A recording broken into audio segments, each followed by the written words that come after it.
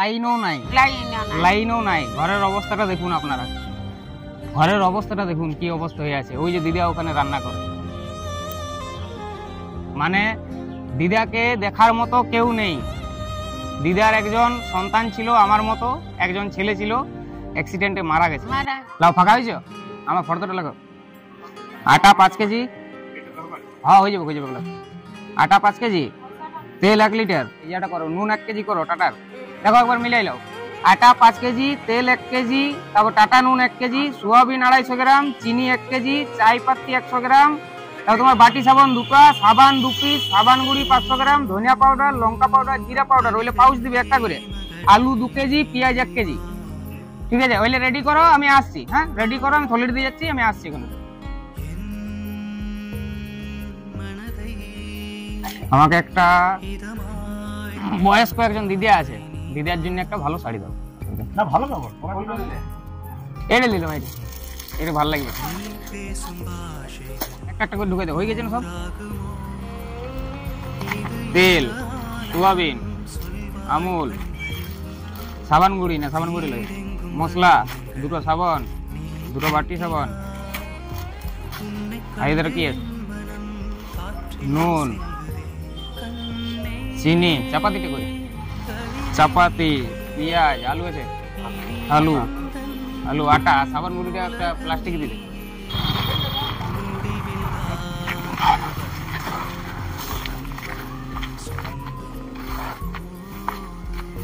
দিদিয়া, আমি উজ্জ্বল, চিনতে পারলে? ভালো আছো? হ্যাঁ, চিনতে পারলে আমাকে? এই দুর্গাপুজোয় শাড়ি দেওয়া হয়েছিল, কম্বল দেওয়া হলো। তো আমার তো সেরকম রোজগার নাই দিদি, আমি তো বাজারে মাছ বিক্রি করি, তুমি তো জানো। আর তোমার এরকম অবস্থা দেখে মানে কি বলবো, মন কাঁদে, কিন্তু কিছু করতে লাগি, সেরকম রোজগার নেই। এরকম টালির ঘর সরকার থেকে ঘর দেয়নি দিদি? তুমি তো দিদি এই ঘরটাতে মোটামুটি 10-15 বছর আছো, তার আগের থেকে আছো একাই, একাই তল পড়ে, তারপরে লাইনও নাই, লাইনও নাই। ঘরের অবস্থাটা দেখুন আপনারা, ঘরের অবস্থাটা দেখুন কি অবস্থা হয়ে আছে। ওই যে দিদা ওখানে রান্না করে, ওই যে দিদা ওখানে পালাতে রান্না করে, দিদা একাই থাকে, মাটির ঘর, উপরে টালি, ত্রিপল দেওয়া আছে ছেঁড়া, তারপরে আবার কি লাইন টাইন কিচ্ছু নেই। মানে দিদাকে দেখার মতো কেউ নেই। দিদার একজন সন্তান ছিল আমার মতো, একজন ছেলে ছিল, অ্যাক্সিডেন্টে মারা গেছে।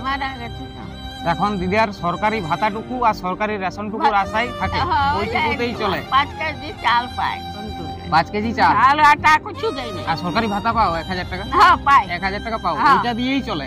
আর দেখার মতন দিদার কেউ নাই। আমার যতটুকু সামর্থ্য, সেইটুকু সামর্থ্য অনুযায়ী আমি মন প্রাণে চেষ্টা করলাম, এবং আমি চেষ্টা করে যাব, যদি ভগবান আমার দিকে ভালো, আমার চ্যানেল বড় হয়, তাহলে আমি প্রতি মাসে দিয়ে যাবো। দিদা লাও, এলে ভিতর দিকে রাখো, লাও চা খাবো দিদা, তুমি এলে আগে রাখো।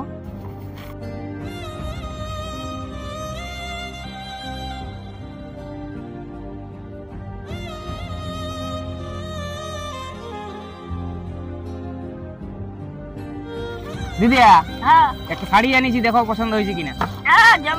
এই দেখো, আর আমার কে দেখবি, দেখো দেখো তোমার লাতির কিরকম পছন্দ, দেখো। ভালো আছে, থাক দিতে, থাক, শেয়ার দিতে হবে না, থাক থাক থাক, শেয়ার দিতে হবে না, থাক। দেখো না ধীরে আইসো, ঘরে কেমন হয়েছে, শাড়িটা পছন্দ হয়েছে? ঢের হোক বলছি তো, আমাকে পছন্দ হয়েছে শাড়ি? আমি চেষ্টা করবো দিদা প্রতি মাসে দিয়ে যাবার। আমি যে ভিডিও করি, সেই ভিডিওর থেকে এখন আমার রোজগার হয় না দিদা। আমি মাছ বিক্রি করি, সেই পয়সার থেকে বাটাই আমি তোমাকে দিয়েছি। দুর্গাপূজার সময় যখন শাড়ি দিয়েছিলাম, তখন তোমার মতন আরো কিছু জন আছে, তাদেরকেও আমি দেখেছি, শাড়ি দিয়েছিলাম, অনেকগুলো গ্রাম ঘুরেছিলাম। তো তোমার মতন আরো আছে, তাদের পাশেও দাঁড়াবার চেষ্টা করব। আর আপনারা যদি পারেন একটু সাপোর্ট করবেন, যদি 10-20 টাকা হেল্প করেন আপনারা, তাহলে হয়তো আমি প্রতি মাসে দিদাকে এরকম ভাবে রেশন দিয়ে যেতে পারবো। আর আপনারা যদি হেল্প নাও করেন, কথার মানে বলছি, তাও আমি আমার সামর্থ্য মতো দিয়ে যাবো।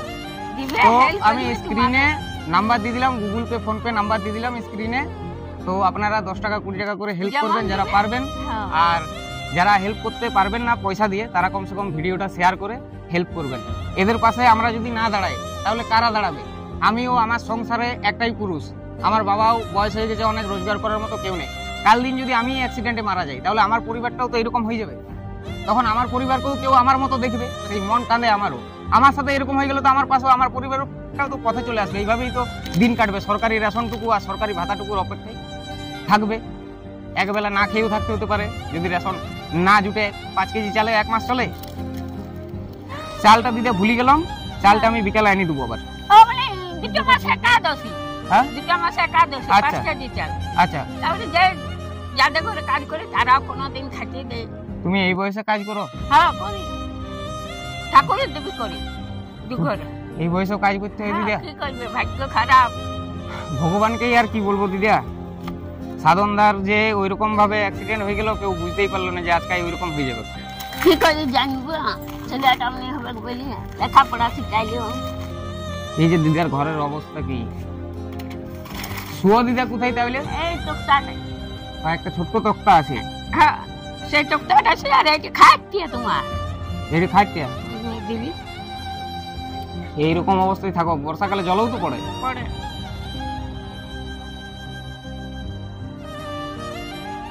এইখানে রান্না করো দিদা? হ্যাঁ এইটি ভাতটা না মাইকে। আজকে কি রান্না হয়েছে? ওই মাছ হবে আলু ভাতে। মাছ আর আলু ভাতে। মাছ ওই ছোট মাছ আনিছিল? হ্যাঁ তোমাদের এখানে ডোবাতে গাবান হয়েছে? হ্যাঁ সে বাউরি বলছে গাবান হলে বাউরিদের সঙ্গে ওই দিয়ে গেছিলাম তখন মাছের রান্না করবে আর ভাত। হ্যাঁ তো যাই হোক, ভিডিও এখানে শেষ করলাম। শেষে আপনাদেরকে একটা কথাই বলবো, আপনারা যদি আমাকে সাহায্য করেন 10-20 টাকা করে, তাহলে এই অসহায় মানুষগুলোর পাশে আমি থাকতে পারবো। প্রতি মাসে এসে রেশন দিয়ে যেতে পারবো আপনারা যদি হেল্প করেন। আপনারা যারা হেল্প করতে পারবেন 10-20 টাকা দিয়ে হেল্প করবেন, আর যারা পয়সা দিয়ে হেল্প করতে পারবেন না, ভিডিওটি শেয়ার করে হেল্প করবেন। আর যদি আপনারা পয়সা দিয়ে হেল্প নাও করতে পারেন, কোনো ব্যাপার নেই, আমার যেরকম জুটবে আমি সেই রকম আমি দিদাকে এসে প্রতি মাসে দিয়ে যাব। এটা আমি সোশ্যাল মিডিয়াতে কথা দিলাম। ধন্যবাদ। সকলে ভালো থাকবেন, সুস্থ থাকবেন। হ্যাঁ হাসি সবাই খুশি ভালো থাকবে, সুখে থাকো, ধন বংশ বাড়ো। ঠিক আছে দিদা, আশীর্বাদ করো যেমন আমি তোমার পাশে দাঁড়াতে পারি, এবং তোমার মতন যারা আরো আছে কিছু মানুষ তাদের পাশে যেমন দাঁড়াতে পারি, ওইটুকু আশীর্বাদ করলেই আমি হবে। বলছি যে তোমার বেটা ডাকো, সব সুখে থাকো। ঠিক আছে দিদা। আমি সেই সাধনের মতন বলছি খাও আমার ঘরে খাচ্ছি না খাবো, আসবো, খাবো। আজ দুপুরবেলা আমি চা খেতে আসবো কোনোদিন। পরের বেলা যখন দিতে আসবো তখন খাবো। আমি কিছুদিন পরেই আসবো আবার। ঠিক আছে দিদা, আসছি দিদি।